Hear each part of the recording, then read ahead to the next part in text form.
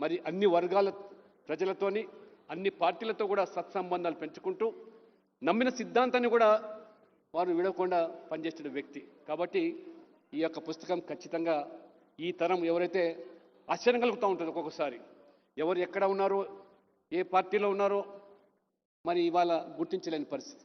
కానీ ఈ పుస్తకం ఖచ్చితంగా కొత్తగా వచ్చేటువంటి రాజకీయాలకు వచ్చే తరానికి వారికి దిక్సూచిగా మారాలని తప్పకుండా ఈ కార్యక్రమం ద్వారా నిజంగా 2 రాష్ట్రాలకు సంబంధించినటువంటి అనేక మంది మాతో కలిసి పని చేసినటువంటి దాదాపు 30-40 సంవత్సరాలుగా పనిచేసిన వాళ్ళు రావడం జరిగింది. చాలా సంతోషంగా ఉన్నది. కాబట్టి ఈ యొక్క మరి ప్రస్తుతమైనటువంటి ఈ పరిస్థితిలో ఒక మెటీరియలిస్టిక్ లైఫ్లో ఒకరినొకరు కలిసే పరిస్థితి లేని రోజుల్లో మళ్ళీ ఒక వేదిక దగ్గర రావడము, అందరితో కలవడం అనేది పాత జ్ఞాపకాలు నెమ్మరు వేసుకోవడానికి ఈ వేదిక దోహదపడుతుందని చెబుతూ ఇవాళ మనం అందరం కలిసి ఏ రకంగా ఈ దేశ హితం కోసం పనిచేస్తున్నామో, మన 2 తెలుగు రాష్ట్రాల అభివృద్ధి కోసం మనం పనిచేస్తున్నామో, అదే రకంగా మన ప్రధానమంత్రి ఏదైతే సంకల్పించారో 2047 వరకు ఒక వికసిత భారత్, అభివృద్ధి చెందిన దేశంగా ఈ ప్రపంచంలోనే మరి తీర్చిదిద్దాలని అయితే వారు ప్రయత్నం చేస్తున్నారో తప్పకుండా ఆ దిశలో మనం అందరం కూడా వారి సంకల్పానికి సహకారం అందిస్తూ కళలు సాకారం చేయడానికి దోహదపడాలని చెప్పి నేను కోరుకుంటూ ఈ అవకాశం ఇచ్చినటువంటి నిర్వాహకులకు వారి కుటుంబ సభ్యులకు కూడా ధన్యవాదాలు తెలుపుతూ సెలవు తీసుకుంటున్నాను.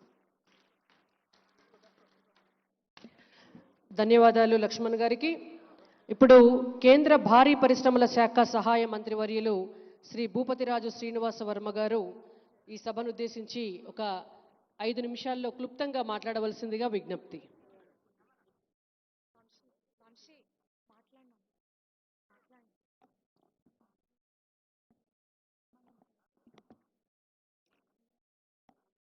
వేదిక మీద ఆశీనులైనటువంటి ఆంధ్రప్రదేశ్, తెలంగాణ, ఒరిస్సా, త్రిపుర రాష్ట్ర గవర్నర్లకు,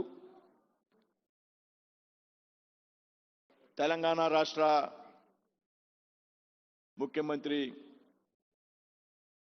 గౌరవనీయులు సోదరులు శ్రీ రేవంత్ రెడ్డి గారికి, కేంద్ర బొగ్గు గనుల శాఖ మంత్రి సోదరుడు కిషన్ రెడ్డి గారికి, అలాగే పెద్దలు దత్తాత్రేయ గారికి, వేదిక మీద ఆశీనులైనటువంటి శాసనసభ శాసన మండలి స్పీకర్స్కు, ఆంధ్రప్రదేశ్, తెలంగాణ రాష్ట్రాల నుంచి హాజరైనటువంటి రాష్ట్ర మంత్రులకు, వేదిక మీద ఉన్నటువంటి అందరికీ కూడా హృదయపూర్వక నమస్కృతులు తెలియజేస్తూ ఉన్నా. ఇవాళ నాకు ఒక మంచి అనుభూతి కలుగుతూ ఉంది వేదిక మీద.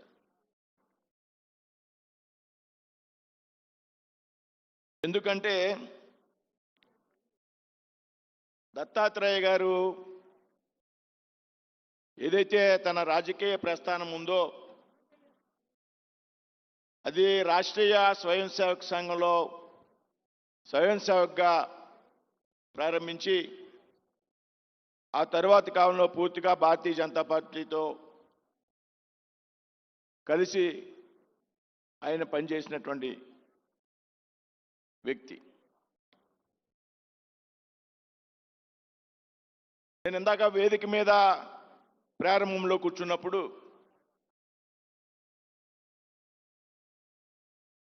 నేను భాజపా కార్యకర్తగా పనిచేసినటువంటి 6 రాష్ట్ర అధ్యక్షులు ఇదే వేదిక మీద ఉన్నారు. పెద్దలు వెంకయ్యనాయుడు గారు బీజేపీ అధ్యక్షుడిగా ఉన్నప్పుడు రాష్ట్ర అధ్యక్షుడిగా, దత్తాత్రేయ గారు అధ్యక్షుడిగా ఉన్నప్పుడు, ఇంద్రసేనారెడ్డి గారు అధ్యక్షుడిగా ఉన్నప్పుడు, కిషన్ రెడ్డి గారు అధ్యక్షుడిగా ఉన్నప్పుడు, హరిబాబు గారు అధ్యక్షుడిగా ఉన్నప్పుడు, లక్ష్మణ్ గారు అధ్యక్షుడిగా ఉన్నప్పుడు, విద్యాసాగర్ రావు గారు హాజరు కాలేకపోయారు, ఆయన కూడా వస్తే ఆయన అధ్యక్షుడిగా ఉన్నప్పుడు నేను భారతీయ జనతా పార్టీలో పనిచేసినటువంటి వారితో ఉన్నటువంటి అనుబంధం నాకు ఈరోజు గుర్తొచ్చింది.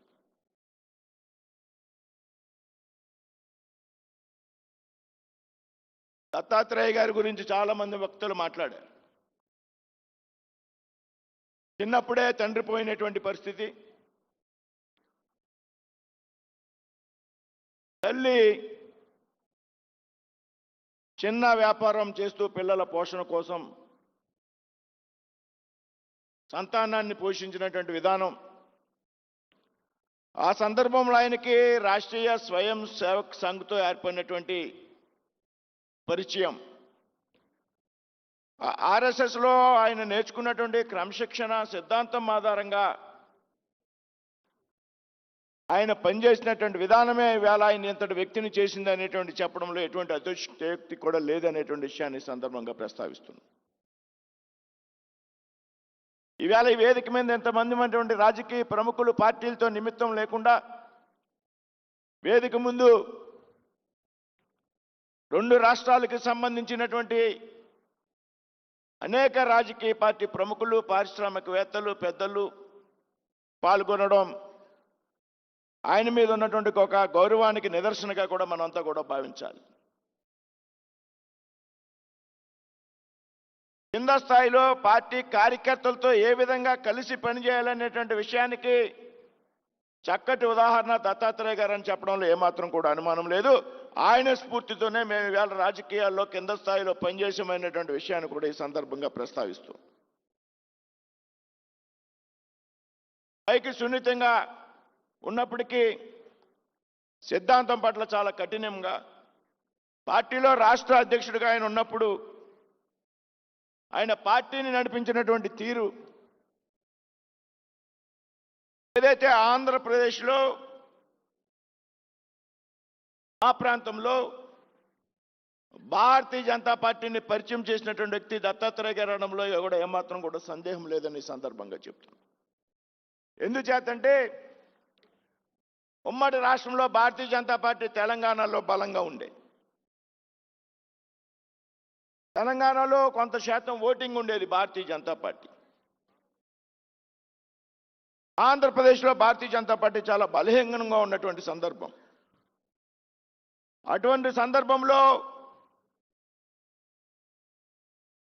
97లో రాష్ట్ర భారతీయ జనతా పార్టీ, ఉమ్మడి రాష్ట్ర భారతీయ జనతా పార్టీ అధ్యక్షుడిగా నియమితులైనటువంటి దత్తాత్రేయ గారి ఆధ్వర్యంలో 98లో ఉమ్మడి ఆంధ్రప్రదేశ్లో భారతీయ జనతా పార్టీ కరీంనగర్, సికింద్రాబాదే కాకుండా మా ప్రాంతంలో రాజమండ్రి, కాకినాడ లోక్సభ స్థానాలు నెగ్గింది అంటే అది దత్తాత్రేయ గారి అధ్యక్షుడిగా ఉన్నప్పుడు మాత్రమే అనేటువంటి విషయాన్ని, ఏ పార్టీతో కూడా పొత్తులు లేకుండా ఆంధ్రప్రదేశ్లో 2 పార్లమెంట్ సీట్లు నెగ్గడం అనేది, ఆంధ్రప్రదేశ్లో మంచి ఓటింగ్ శాతం రావడం అనేది దత్తాత్రేయ గారి పార్టీ అధ్యక్షుడిగా ఉన్నటువంటి సమయంలో సాధ్యమైంది. కాబట్టి ఇవాళ ఆయన ఆత్మకథ అయితే ఇద్దో ఆయన రాసినటువంటి పుస్తకం ప్రజలకదే ఆత్మకథ అనేటువంటి విషయం చక్కని టైటిల్తో నిరంతరం ప్రజలకు అందుబాటులో ఉంటూ ఆయన ఎంపీగా ఉన్నా, మంత్రిగా ఉన్నా, రాష్ట్ర అధ్యక్షుడిగా ఉన్నా ఎవరికీ అపాయింట్మెంట్ అవసరం లేదు, తెలియవలసినటువంటి అవసరం కూడా లేదు. తెలుసున్న వ్యక్తి అయినా తెలియనటువంటి వ్యక్తి అయినా ఎవరు ఏ పని మీదైనా ఆ పని పూర్తి చేయడానికి పనిచేసినటువంటి వ్యక్తి దత్తాత్రేయ గారు. మీ అందరితో కూడా ఆయనతో చాలా సాన్నిధ్యంగా ఉండేవాడు. ఇందాక కిషన్ రెడ్డి గారు, దత్తాత్రేయ గారు వారి యొక్క రిలేషన్ గురించి చెప్పడం జరిగింది. మేము పార్టీలో చేరినటువంటి కొత్తలో 90లో వారిద్దరూ పార్టీ ఆఫీసులో పూర్తి స్థాయి సమయం కార్యకర్తలుగా ఉన్నారు. ఒకే ఇందాక చెప్పారు హెచ్డి మీద కలిపి తిరిగేవాళ్ళు. వాస్తవంగా వేళ ఆంధ్రప్రదేశ్లో రాష్ట్ర పార్టీ కార్యాలయంలో పరిస్థితులు కూడా అంత బాగుండేవి కాదు, భోజన వసతి కూడా ఉండేది కాదు అక్కడ. వీళ్ళిద్దరూ కలిసి ఒకే భోజనం తెచ్చుకుని ఇద్దరు కలిసి తిన్నటువంటి పరిస్థితులు నాకు తెలుసు. కిషన్ రెడ్డి గారు, దత్తాత్రేయ గారు. కిషన్ రెడ్డి గారు టైం చూపెడుతున్నారు, నేను మీ ఇద్దరు భోజనం గురించి చెప్తున్నాను. కిష్టన్నా ఒకే క్యారేజీ తెచ్చుకుని ఇద్దరు కలిపి తిన్నటువంటి పరిస్థితులు నాకు తెలుసు. వారి బంధం ఆనాటి నుంచి ఈనాటి వరకు కూడా కొనసాగుతూ ఉంది. ఇవాళ వారి యొక్క స్ఫూర్తితో అంతా కూడా రాజకీయాల్లో ఉన్నాం. ఇవాళ ఆంధ్రప్రదేశ్లో నుంచి నేను కేంద్ర మంత్రిగా ఉన్నా, మా మిత్రుడు సోదరుడు సత్యకుమార్ గారు రాష్ట్ర మంత్రిగా ఉన్నాం.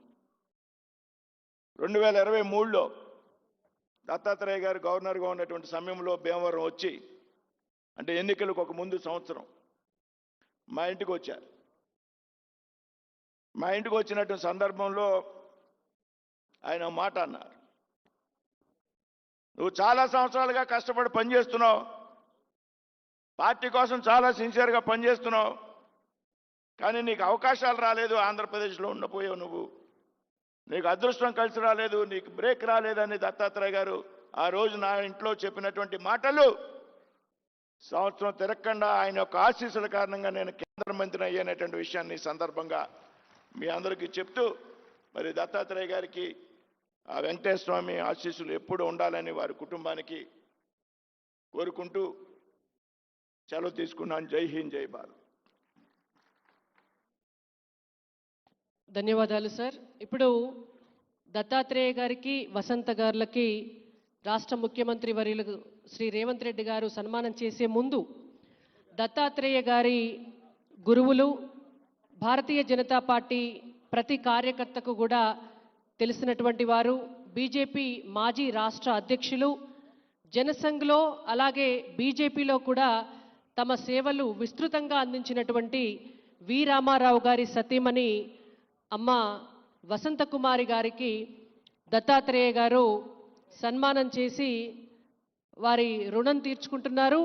వారికి ఇదే గురుదక్షిణగా ఈ పుస్తకావిష్కరణ కార్యక్రమ సందర్భంగా వారికి సన్మానం చేస్తూ వారి ఆశీర్వాదాలు తీసుకుంటున్నారు.